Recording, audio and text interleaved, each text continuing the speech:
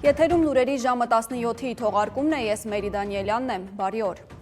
Եվ այսպես Հայաստանի և Ադրբեջանի քաղաքասարակության ներկայացուցիչների ծաղկաձորյան կլոր սեղան քննարկումը փաստորեն առաջին անգամ է անցկացվել երկու երկրների պետական ֆինանսավորմամբ։ Խաղաղության կամուրջ նախաձեռնության համակարգող Արեգ Քոչինյանը մամուլի ասուլիսում հանդիպումից մանրամասներ է հայտնել։ Նրա խոսքով յուրաքանչյուր կողմից եղել է 20 պատվիրակ, նախկին 5-ի փոխարեն։ Ցամաքային անցման գաղափարը ծնվել է հենց փորձագիտական քննարկումների ժամանակ։ Հիշում եք, նրանք անցել էին Ոսկեպար գյուղի մոտակայքում գտնվող սահմանային կետով։ Քոչինյանը վստահեցրել է, որ խոսքն արդեն ձևավորված ձևաչափի, այլ ոչ թե 2 անգամյա կամ 3 անգամյա որևէ նախաձեռնության մասին է։ Անդրադառնալով քննադատություններին, որ իրենք այս նախաձեռնությամբ ջնջում են անցյալը, մոռանալ են տալիս մեր ցավը, Քոչինյանն ասել է, թե դա չի այս ֆորմատի նպատակը, այլ փորձել ձևավորել նաև խաղաղության օրակարգը սպասարկող նախագծեր, քննարկումներ, աջակցել առկա խնդիրների լուծմանը գաղափարներ առաջարկելով։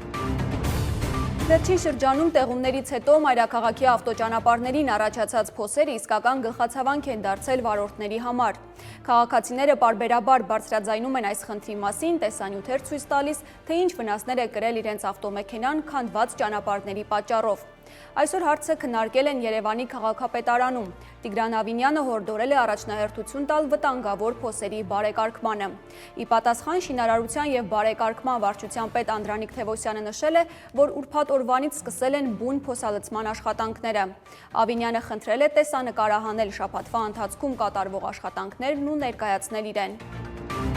Արցախի տեղեկատվական շտաբը հայտարարել է, թե Արցախի Հանրապետության հայաթափման հետ միաժամանակ Հայաստանը սառեցրել է Արցախի Հանրապետության անունով բացված բոլոր բանկային հաշիվները, որի հետևանքով մինչև այսօր հնարավոր չէ վճարել ավելի քան 22,000 աշխատողների չվճարված աշխատավարձը, վերջնահաշվարկները և արձակման նպաստները։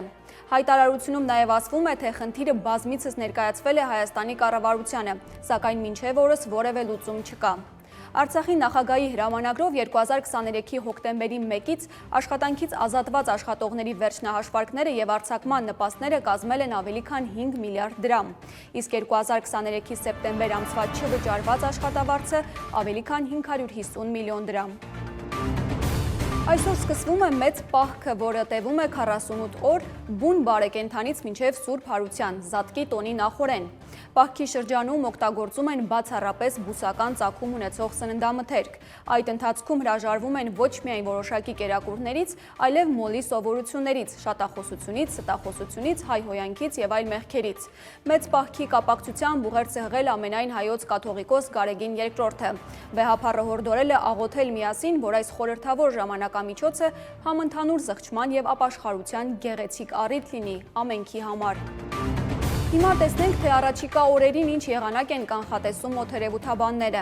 Եվ այսպես հանրապետության տարածքում փետրվարի 16-ից 21-ը հիմնականում առանց տեղումների եղանակ է սպասվում։ Փետրվարի 18-ի երեկոյան 19-ին առանձին շրջաններում սպասվում են տեղումներ, լեռնային շրջաններում ձյան և ձնախառն անձրևի տեսքով։ Առանձին հատվածներում կլինի բուք, ցածր հորիզոնական տեսանելիություն։ Օդի ջերմաստիճանը փետրվարի 17-ից 18-ին աստիճանաբար կբարձրանա ևս 2-ից 3 աստիճանով։ Այսքանը մեր ամփոփիչ թողարկումը ժամը 19-ին է, բաց չթողնեք, կհանդիպենք։